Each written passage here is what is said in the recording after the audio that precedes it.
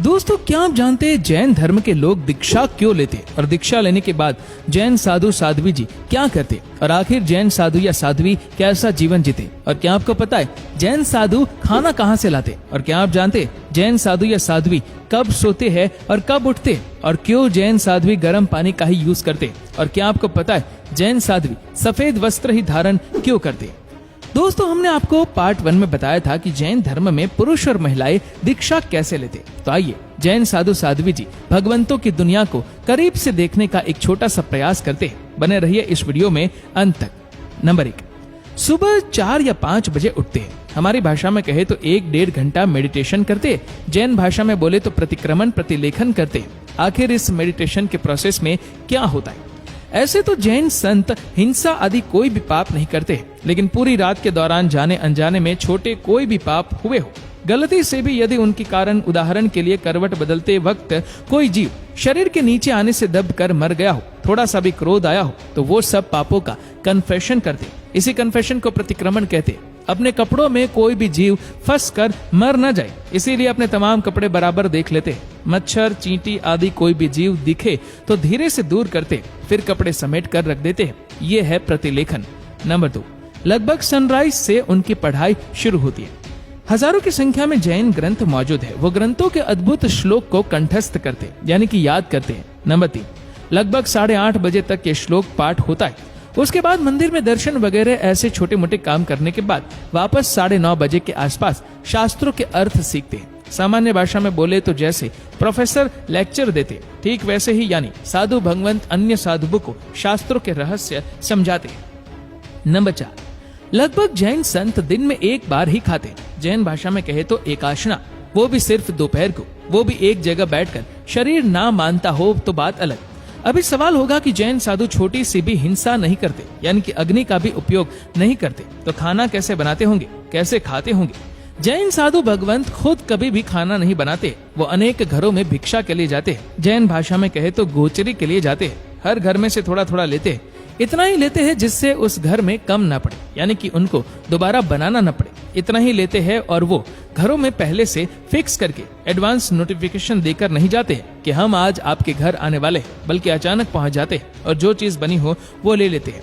ये पूरी भोजन सामग्री इनके निमित्त से यानी कि इनके लिए नहीं बनी होती है और इतनी ही लेते हैं कि देने वाले को कम ना पड़े और उन्हें फिर से बनानी ना पड़े। इसीलिए इसे निर्दोष भोजन सामग्री यानी कि जैन भाषा में गोचरी कहते हैं।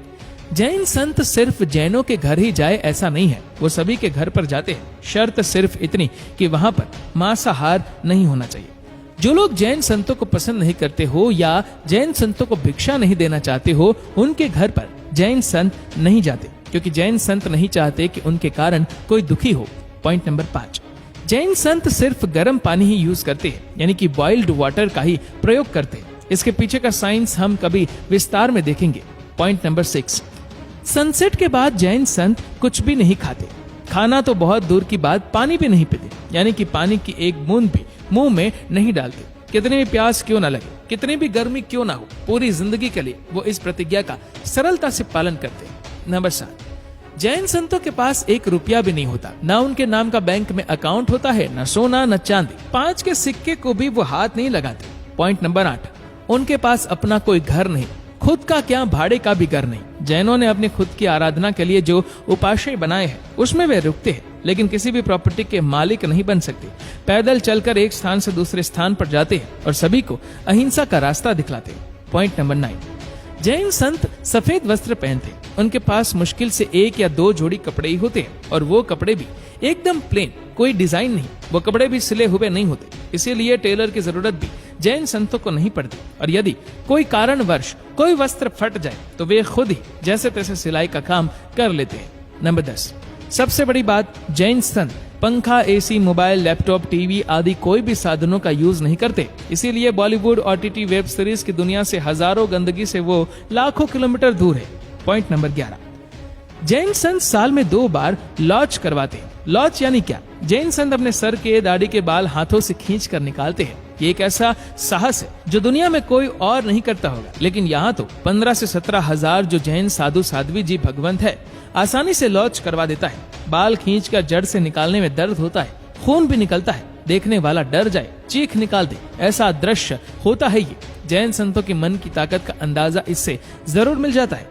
नंबर 12, कितने भी मच्छर हो उनको मारना नहीं। Bat, all out, good night आदि कोई भी वस्तु का यूज नहीं करेंगे। ज्यादा से ज्यादा मॉस्किटो नेट यानी कि मच्छरदानी जैसी वस्तु का उपयोग करेंगे, जिस कारण से एक भी मच्छर मरे नहीं। नंबर 13, जैन संतों के जीवन में ब्रह्मचर्य का पालन सबसे महत्वपूर्ण होता है। मन में भी गंदे विचार न आ जाए, इसीलिए कुछ मजबूत आचारों का पालन करते हैं। जैसे कि जैन संत विजातीय को स्पर्श नहीं करेंगे, यानी कि ऑपोजिट जेंडर वाले को स्पर्श नहीं करेंगे, फिर चाहे उसकी उम्र कितनी भी छोटी या बड़ी क्यों ना हो।